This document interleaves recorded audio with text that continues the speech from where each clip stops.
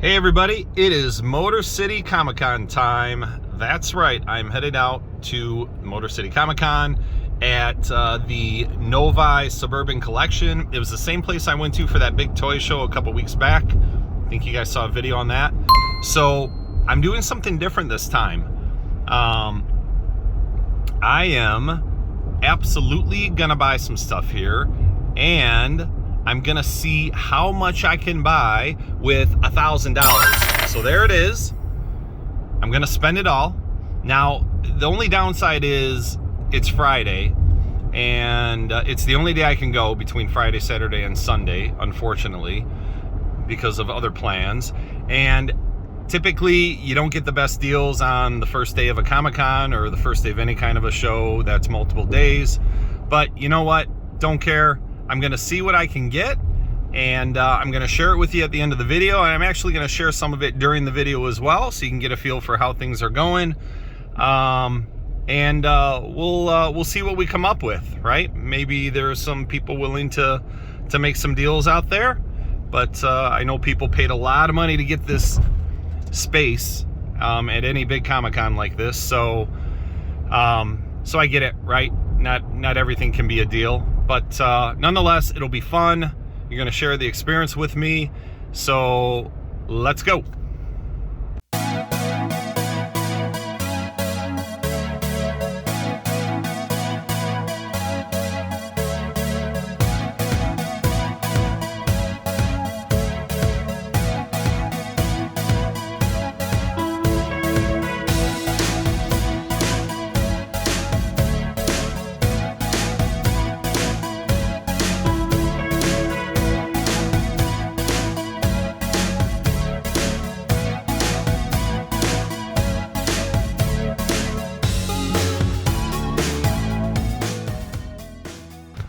All right, we are here, and it's ridiculous how busy it is. Even on a Friday, we are very far away from the entrance. It is going to be madness inside, and I'm sure this still doesn't compare to like a New York Comic-Con or San Diego Comic-Con, which I've never been to, neither of them, but this is the biggest one in Michigan, and you know, I think we're at like 90% capacity here. The only spots left are like way down at the end. Everything else completely filled, so it'll be exciting. But I did not buy a ticket ahead of time, so I gotta go find a ticket booth. Here we go.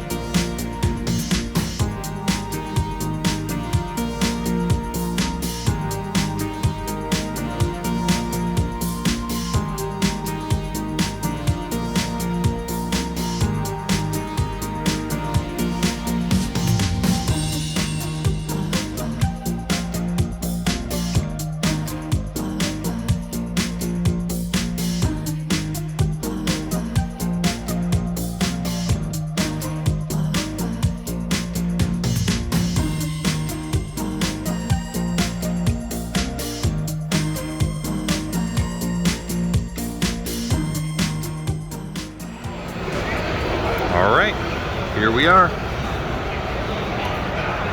Massive.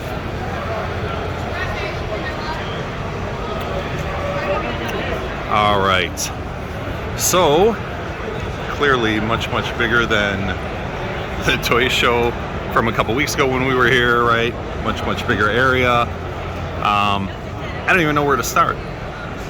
Probably go to one end, start walking around, see what we can do, who we can find, and we'll try to start making some deals on buying some books. All right. Oh, that's a Kingpin in front of us here. Looks like he slimmed down a little bit. All right. So this is the first look. I think we got pretzels way over there. Going to be hitting the pretzel stand at some point here. All right, let's get going.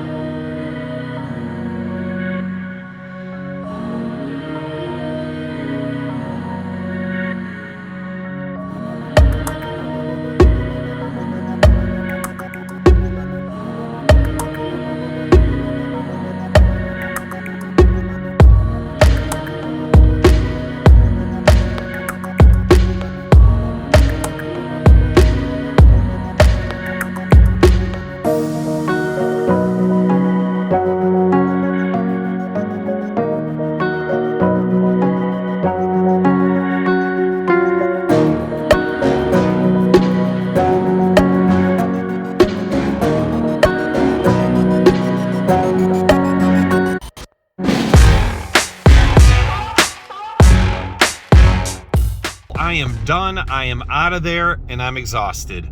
And I've got this stack of books to show for it that I will show you guys shortly. But I didn't get nearly as much footage as I wanted to because I was just talking to so many people. A lot of really, really good people there, and it was busy. For a Friday, it was extremely busy. I think it's going to be an extremely busy weekend for all of the dealers there. Much better than it was last year. So, again, great show. I'm sorry I couldn't get more footage, but I was very limited on time. Today was the only day I was going to be able to go, but nonetheless, I wanted to spend $1,000. I essentially did. I'll tell you how much exactly I spent for this stack of books, but let's just get back and I'll show you what I got. Okay, we're back, and as you can see, I've got a small stack of books on the floor, and we're going to get into them one by one here, and then at the end, I will talk a little bit more about the show, okay? But if you remember, I said I wanted to try and spend $1,000 and see how much I could get for my money. So none of these are huge keys, but there are some good books in here, and I'll talk about why I kind of avoided major key issues, okay, at the end of my little showing here. So some of these are, you know, small books that only cost a couple bucks, and some are a lot bigger, okay? And again, I'll tell you how much I spent of the $1,000 on this right at the end. So let's move these off to the side, because as I take each one off, you'll be able to see the next book. So the first two, you guys know how much I love homage covers. I don't know why, but I do. So the first couple books that I saw, I'd been meaning to get some of these, and I just haven't had a chance. So these are the Disney 100-year anniversary homage covers for Hulk #1 and Fantastic Four #1. You know, I don't go and, you know, read a whole lot of modern books, but I do like some of the homage covers on modern books. So I got those. Nice little pickup. These are absolutely pristine. You know, I don't know what these go for in a 9.8. Am I going to put these in a 9.8 pre-screen? I don't know. Maybe. We'll see. But I just thought it was pretty cool to get those. Here's, you know, Goofy turning into the Hulk. So big green Goofy there. And then the Fantastic Four homage with, you know, Minnie Mouse, Mickey Mouse. And then who is the Thing down there? I think that's Donald Duck is the Thing. And then the invisible... Gosh, I can't tell who's... I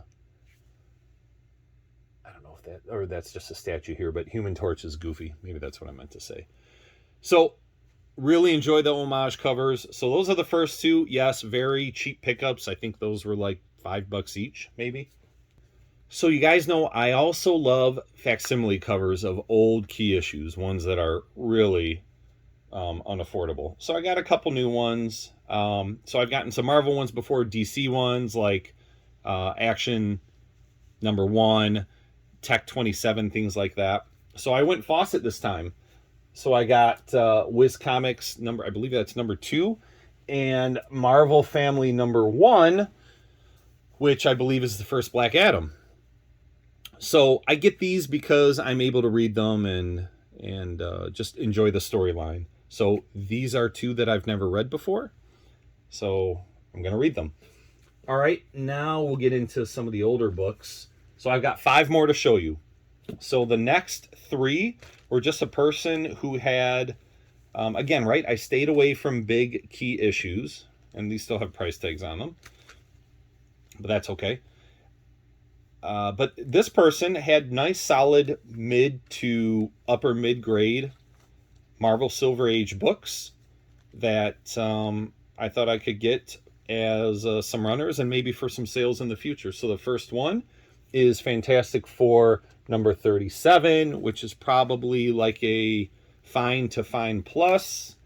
And then I've got Fantastic Four #40, which is around VF, I would say. Nice, very fine issue. And then last, Fantastic Four #76, which is, I'd say, very fine, or maybe worst case, very fine minus. So nice little pickups, I would say. I do enjoy my Silver Age Fantastic Four. I pick them up whenever I can if the prices are right. And even for non-keys, the mid to upper grade Silver Age Marvel are starting to increase in value. It's just, you can get low grade like VG or less for like $5 to $10 of probably $5 or less for some of these, right? But once you get up to fine and go above that, and especially very fine and above, the prices jump up quickly. So these were very, very affordable. I know this one says 45, 25, 25. The person gave me a nice little discount after that. I think he took off maybe $25 off the price. So very happy with that. And let's see, maybe I'll do this, right? Move this one over here. Move this one out a little bit because I've got 2 more books left. So these were the 2 books that cost the most amount of money. All right. And I got these from the famous Harley Yee, who always has a huge selection of really, really nice books. So Harley had some pre-code horror books that were relatively new for him, and he had not sent them into CGC. And I think that's typically how he operates. He gets in collections, gets books, sells them as he's going to the different conventions, and then eventually gets around to sending them in. These ones he hadn't sent in yet. I don't know if I'll send them in or not, but I'll show you. The first one is Tales from the Crypt, number 38. Nice axe cover. He has it at a 5.5. As you can see here. I don't know if you can see that in the label, but he has it at 5.5 off-white pages, and he had it listed for $500. Okay, really, really nice cover. And by the way, these 2 books I got from Harley, I did not take out of the bag and board to look at them. So I know that's kind of a no-no, especially with this kind of money. I do trust them. I've bought from Harley before. I'm going to send these in, and I'm going to see if these get the grades that he had on them. We'll see. But, well, let me just show you the second one. The next one is another EC book, and it's Shock Suspense Stories, number 16. And, you know, a little bit of a classic cover with the guy being held back on the chair and the other guy about to attack him there. So nice pre-code books. He has this one listed at a 7.5 white pages, and he also had this one listed for $500 as well. So those are my pickups. 1, 2, 3, 4, 5, 6, 7, 9 books. 4 of them, you know, modern, facsimile, homage covers, and then some Silver Age and a couple pre-code horror books from EC. You guys know I love my EC. I can't get enough of them. I can't seem to sell them off as fast as I buy them. So those 2 for sure will be going to CGC. I'm going to get them out, inspect them, clean them up a little bit, press them, send them in, and we'll see if we get back a 5.5 and a 7.5. All right, and I'll show you that in a video that'll probably be in about a month, because CGC their turnarounds are so much better than they were. So that's it. All right, now the big question: how much did I spend? I went there with $1,000, and I was going to try and get as much as I could for $1,000. My total here was $995. So I had $5 extra left over at the end of the day, and I'm happy, right? I didn't get any steals by any means, but Harley knocked off a little bit of money on the 2 that he was asking $500 for. So as you can imagine, right, just those 2 alone would have been $1,000. But everything together, $995. So nice pickups. Let me know which one is your favorite if you think I did okay. And again, I really apologize for not getting more footage. I was going to tell you something. The reason I stayed away from big keys is because everything was over fair market value according to GPA. And even with raw books, I would look them up on eBay, and there were prices on eBay that were better than the ones that were being sold. And I think it's pretty normal for a big Comic-Con like that. Dealers pay big money for those booths. And so I do understand, and they're willing to work with you a little bit on it, but it didn't make sense for me, right, to go spend that kind of money on a key issue when, you know, I could buy it for, even after getting, you know, that the dealer knocking off a few bucks, right? I could get it for better deals all day long on eBay. So nonetheless, great show. I wish I could have gone more over the weekend, but this was all the time I had. And that's it. Again, let me know if you like this, which books you liked, and if you think I did okay with my $1,000. All right. And then feel free to check me out on my eBay store. On Instagram, I have a big following on Instagram, so check me out there. I post a lot of images of books that I don't show much of in my videos here. And I have a website, and the website takes you to all those places as well. And I have some blogs on my website too that I don't do enough blogging as it is, so I think I'm a couple months behind. But anyway, that's it. Hope you enjoy it. Until next time, have a great day.